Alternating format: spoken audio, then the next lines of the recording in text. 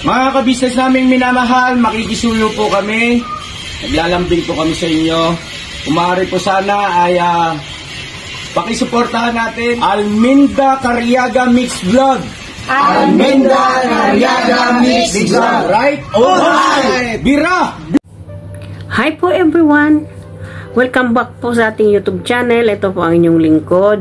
Again, bumabati ng magandang gabi dito sa Middle East. Magandang umaga sa atin sa Pilipinas. At welcome back po sa atin. Sorry po, matagal akong hindi nakapag-reaction dahil medyo busy dito sa trabaho. So, may gagawa lang po tayo ngayon ng ating reaction video dito po sa napanood natin na latest upload ni Ka-Business, yung tungkol dito kay Kian, diba? So bago po natin umpisahan yan mga Ka-Business, mga kapapi, ako'y nagbabaka sakali na hindi pa kayo nakapag-subscribe sa aking munting bahay, baka pwede pong pakipindot na ng subscribe button dyan at notification bell para updated tayo lahat sa ating mga nire-reactionan dito sa Ka-Business at Ka-Business Official, Papa Dins TV at ang pangalawa nilang channel, ang Ka-Business Family. Huwag po natin yang kalimutan din silang supportahan, i-subscribe ang kanilang mga kanya-kanyang YouTube channel at ang Siyam na Kagwang. Huwag po din po natin sila kalimutan din supportahan, diba? At ang aking mga kasamahang reactor. So, ito po pagpapatuloy na natin, i-proceed na natin ang ating kwentuhan dito nga tungkol kay Kian. Alam po natin maraming nakakapanood dito sa nakasubaybay dito sa kwento ng buhay ni Kian at saka yung asawa niya, diba? So, alam natin kung paano sila tinulungan ni Ka-Business at alam po natin kung ilang beses na sila binibigyan ng chances ni Ka-Business, hindi po ba mga Ka-Business, mga kapapi? Pasensya na po at ang inyong lingkod medyo nabubulol sa tagal na hindi na nag-reaction. So, ayun, at ay nakita natin ang una talaga niyan ay binigyan na yan sila, ang unang-unang pagkakataon ay binigyan na yan sila ni Ka-Business ng sari-sari store. Diba? Kung sino po nakakapanood, nakasubaybay niyan, diba? Kaya dito sa comment section ng upload ni Ka-Business na ito at maraming nagsasabi against na wag nang tulungan. Kasi totoo naman talaga, diba? Binigyan na yan sila ng sari-sari store. Inupahan ng bahay na may tindahan. At nagkaroon pa sila ng refrigerator, may nag-sponsor dito sa kanila. Kompleto sila. Kalan, kompletong-kompleto sila binigyan ni Ka-Business, di ba? Binigyan sila ng inupahan na bahay yung mayroon tindahan na may sari-sari store kasi yun nga itong request ni Kian na gusto niya mag-sari-sari store. Ito po yung pamilya sa mga hindi pa nakakapanood o hindi pa nakakakilala dito kay Kian. Ito po yung mag-asawang nakatira sa waiting shade at ang hanap buhay nila ay ang nanglilimos. Ba? Sorry po for the words, pero talaga yun po talaga yung totoong kinabuhayan nitong dalawang mag-asawang ito. Bit-bit ang mga anak doon at doon sila natutulog at nakatira dito sa waiting shade. So, sari-sari, unang pagkakataon, binigyan sila ng bahay ni Ka-Business at kasama na yung sari-sari store.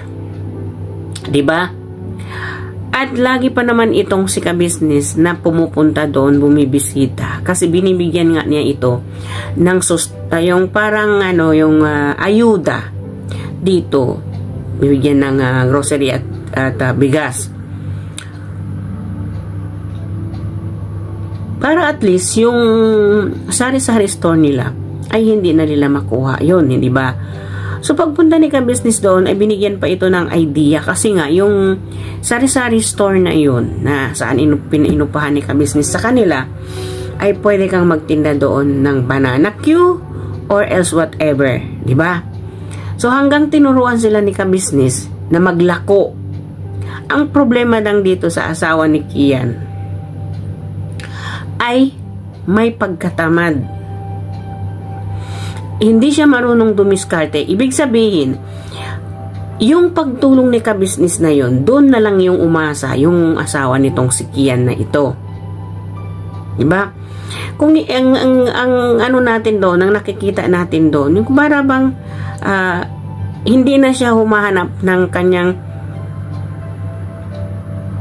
ikakatulong doon sa sari-sari store na yun, ay ang ginagawa, andun lang din siya sa tindahan na tutulog sa loob. So, sa anak nilang, ilan ang anak nila noon, nung hindi pa pinanganak yung bunso, siyempre, natural, kumakain sila. So, nakukuha nila yung laman ng tindahan nila, kung ano yung bumibili sa kanila, nakukuha nila. And one thing, may bisyo yung asawa ni Kian. Diba? So, ayun, nawala, binenta, pati refrigerator, gamit nila binenta, kalan binenta nila, na dapat pwedeng paghanap buhay yung refrigerator na yun, hindi ba? Kung hindi man nila kaya doon sa upahan na yun at nagkaroon sila ng medyo murang upahan, at least yung refrigerator na yun nandun pa rin sa kanila para yung paghanap buhay nila. Ang ginawa, binenta yung mga gamit at saang bumagsak sa lansangan ulit. Sa lansangan sila bumagsak at doon sila nanirahan uli sa waiting shed na nakita ni Kabisnes uli. Diba? So, nung huling nakita sila na uli nila Kabisnes ay yung nanganak na siya. Nung nakita siya ni Kabisnes na nanganak siya, nanganak na siya nung sa bunso niya, kinuha sila ni Kabisnes, doon tumira sa bahay nila at binigyan si Brian ng trabaho ni Kabisnes dito kay Kabisnes. Ang kaliwanagan doon, hindi siya kagwang. Kung ibig sabihin, nag-a-assist lamang siya doon kila Kabisnes kung ano yung dapat gawin. Hindi ba? Kung napanood ninyo yan, balikan po ninyo yung mga upload ni Kabisnes kung paano sila tinulungan. So, binigyan sila ng pagkakataon ni Kabisnes na bigyan ng trabaho at doon titira sa kanila. Ibig sabihin, hindi na sila mangungupahan, libre na silang pagkain. Yung sahod nila, maiipon na nila. Ano yung ginawa? Umalis dito kay Kabisnes itong si Brian at sumunod na rin si Kian. At ang kanilang paliwanag, hindi daw sila sanay. So it means they are the one who choose their lives, diba?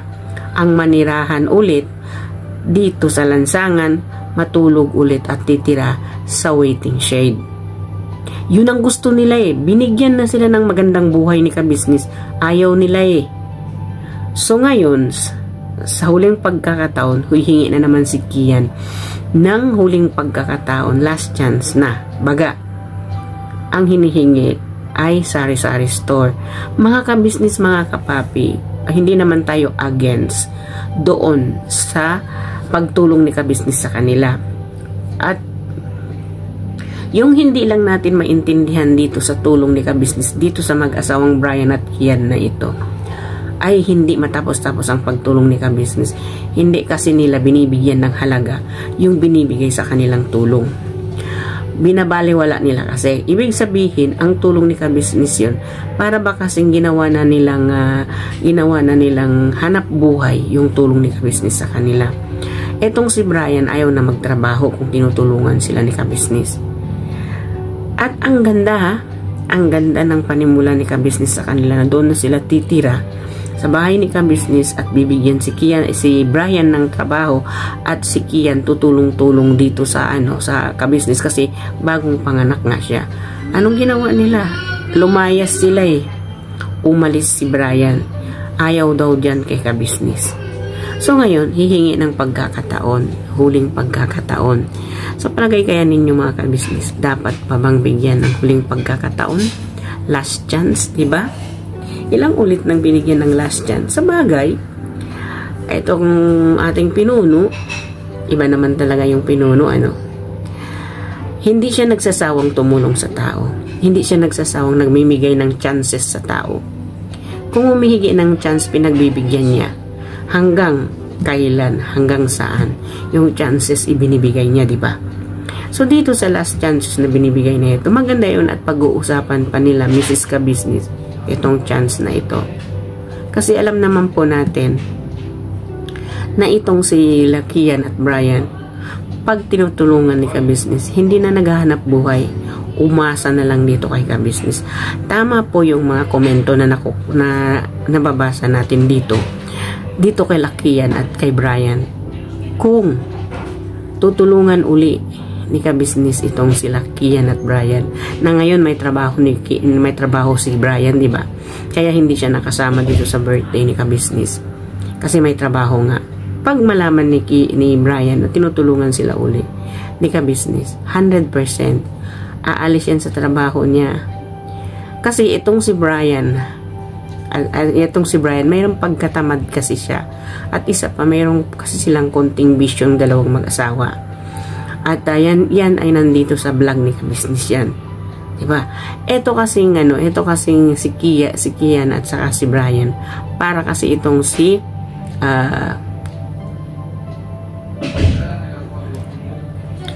para kasi ito siyang si Ate Mylene the First. Na ilang ulit tutulungan, hindi na, kumbaga tinutulungan sila ni Ka-Business, hindi nila tinutulungan yung sarili nila. Paano nila ma-achieve yung ma-achieve nila yung buhay nila bilang may pamilya sila. Diba? Kasi itong si Kian at saka si Brian, ano pa sila bata pa sila kung tutuusin. Kaya nila maghanap buhay. Pero ang problema kasi sa kanila, nasanay sila sa tinutulungan sila. At nasanay sila, titira sila dito sa waiting shade. Kumbaga, mas gusto nila tumira sa lansangan Siguro, eto na yung parang hinahanap-hanap nila yung amoy o hinahanap-hanap nila yung lugar kung saan sila na tumitira, 'di ba? At hinahanap nila yung, syempre pag mamalimos ka, 'di ba? Gagamitin niya yung mga anak niya manglimos. Syempre pag manglimos ka, hindi ka pagod Uupo ka lang, hihingi ka ng limos, mayroon ka ng pambili ng pagkain mo. Kumbaga itong mga klaseng tao, wala silang pangarap sa buhay. Wala silang pangarap sa mga anak nila, kung ano yung dapat gawin sa mga anak nila. Paaralin ba o bigyan ba ng magandang kinabukasan? Wala yon sa isip nila. Yung ganitong klaseng mga tao. Kasi ang alam nila kasi may tumutulong. Ang alam nila kasi may naghahanap sa kanila na ganitong klaseng mga tao ang dapat tulungan. Diba? Yung kasi ang nasa isip nila. Hindi nila kasi iniisip kung paano sila magtatrabaho, kung paano sila mabubuhay na walang tulong. Wake up, no? Dito kay Kian at saka kay Brian, gumising kayo, mga bata pa kayo, no? Yung mga matatanda nga, mga senyor na andyan naglalako sa kalsada, kung natandaan natin itong matanda na blind, na bulag na, diba?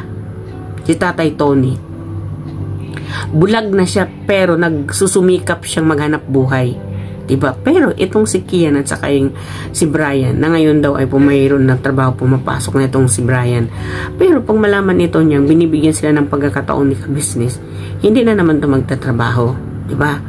Dapat, mga ganitong estilo ng mga tao, ang hindi dapat, kumbaga, hindi naman tayo nangunguna kung ano yung nasa isip ni Pinunong Ka-Business. Alam naman natin matulungin siya. Pero siguro, sa unang pagkakataon, pangalawang pagkakataon, pangatlong pagkakataon, ay siguro, ay mag-isip na, di ba? Kasi kung bibigyan pa ng 4 na pagkakataon, ay gaganon pa rin yan ang gagawin, hindi ba? Na hindi nila iniisip at binibigyan ng halaga yung tulong sa kanila ng isang tao. Yung tulong sa kanila ng tao na tumutulong sa kanila, hindi nila yan binibigyan ng halaga. Hindi kasi sila marunong mag-appreciate kasi ang nasa isip kasi nila, pag mawala naman yung tulong sa akin ni Ka-Business, pwede naman kami tumira sa waiting shed at hihingi kami ng manglilimos kami. Gagamitin niya yung mga anak niya manlimos instead na paaralin niya. Gagamitin niya yung mga anak niya sa panlilimos nilang mag-asawa para mayroon silang kumbaga ginawa na nilang hanap buhay yon para mabuhay sila doon sa panlilimos na yon. Although pwede silang magtrabaho, di ba? Ayan na nga, nung pagkakataon na pangatlong pagkakataon, binigyan sila ni ka-business na doon sila tumira sa bahay. Libre silang pagkain, libre silang bahay. Sasahuran pa sila ni ka-business. Umayaw nga itong si Brian eh. Kasi ayaw niya doon kay ka-business. Yun kasi ay katamaran niya. Kasi, syempre, pag nandiyan ka, mahahasa yung isip mo kung anong dapat mong gawin. Kumbaga, hindi nila tinatanggap ang magiging mabuti sila, ang maging mapabuti yung buhay nila at yung mga anak nila. Hindi nila yun, ayaw nila ng klaseng ganon. Kasi pag tinanggap nila yun, hindi yan sila magiging ganyan. In the first place, unang tulong ni ka-business, binigyan sila ng pangkabuhayan. Pangalawa, binigyan ng pagkakataon. Pangatlo, binigyan pa rin ng pagkakataon. Pang-apat ngayon, diba? Titingnan natin kung ano yung ibibigay ni ka-business sa kanila, no?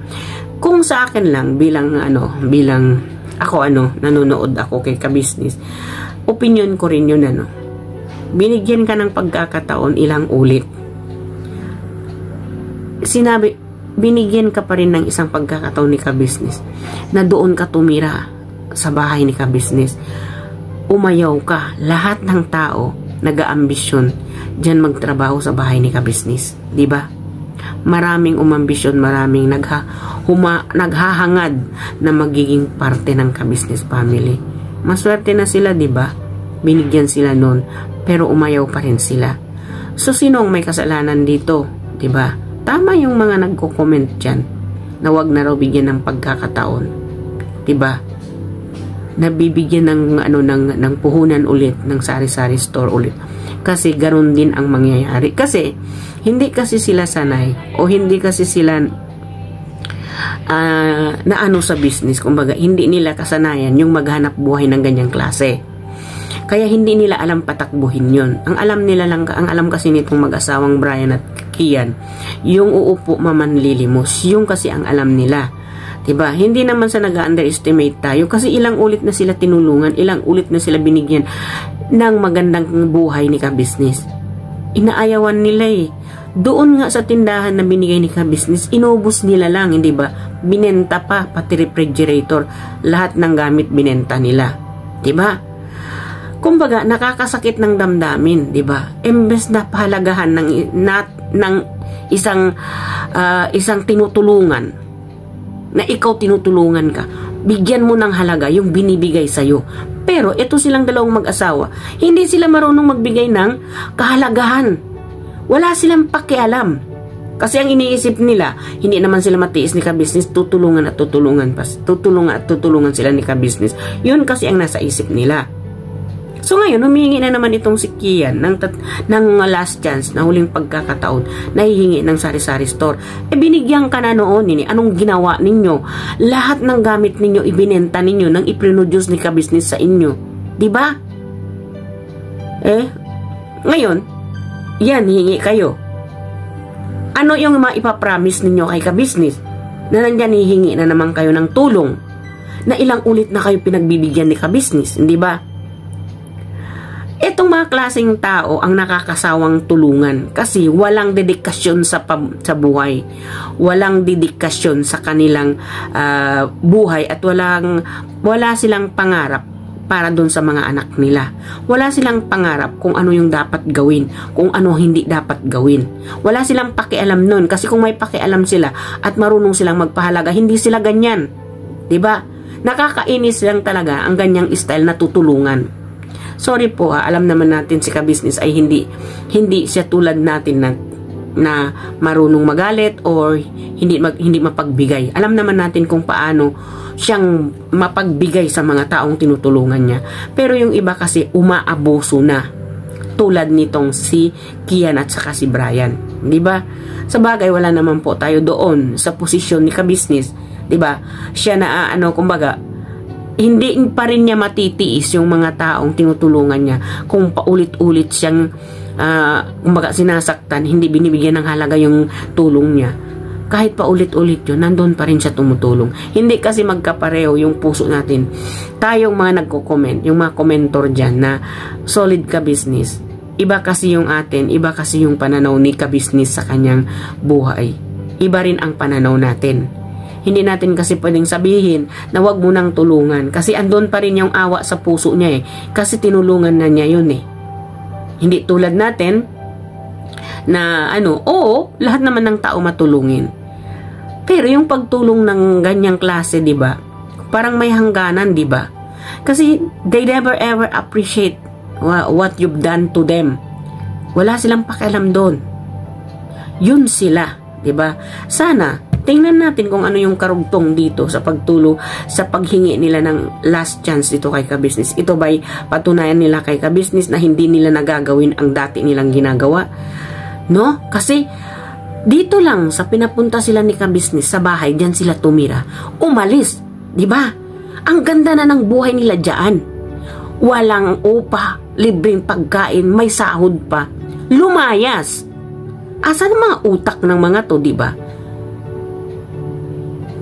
May halaga ba yung tulong ni Ka-Business sa kanila? Sa palagay ko, wala. Eto, tapos ngayon paiyak-iyak itong si Kian. 'Di ba? Ang galing magdrama. Kumbaga, si Ka-Business kasi, sa luha mo'y pumatak sa iyo, ay para kasing madudurog o matutunaw yung puso ni Ka-Business sa mga tinutulungan niya once nakikita na niyang umiyak. Yan kasi ang sickness ni Ka-Business, na ayaw niya sa taong umiyak sa harapan niya, natutunaw, nalulusaw yung puso ni Ka-Business sa mga tinutulungan niya once umiyak. Yun kasi ang puso ni Ka-Business, diba? Hindi magkapare-pareho yung puso ng mga tao. So well, mga Ka-Business, mga kapapi, kung naging ganun man ang reaksyon ko, pasensya na po. Kasi parang nakakaasar lang kasi. No? Tutulungan, pero hindi binibigyan ng halaga yung tulong. Tapos nga nihingi ng pagkakataon huling pagkakataon. Pasensya na po. So well, hanggang dito na lang po. Kung nagustuhan ninyo ang aking reaction video, please do share, likes, and comments, at pakisubscribe na rin po ng aking munting bahay, at hit na rin ang notification bell para updated po tayo sa lahat ng aking manire-reaksyonan dito sa Ka-Business Official at Papa Dins TV at Ka-Business Family. Huwag po natin silang kalimutan suportahan. At ang siyam na kagwang at ang nag-iisang best friend ni Papa Dins TV na si Papa Sundot, at ang aking mga kasamahang reactor. Nangunguna po si Taong Gala, Anime Reactors TV, Bumpers Channel, Kalingap Turak, PLC Katangay, Analisa Reality Vlog, at si Madam Inday Okray TV, at ang inyong lingkod po, Alminda Mix Vlog, nagsasabi, birabanat lang mga Ka-Business, at may Allah bless us all. See you again. Bye-bye po.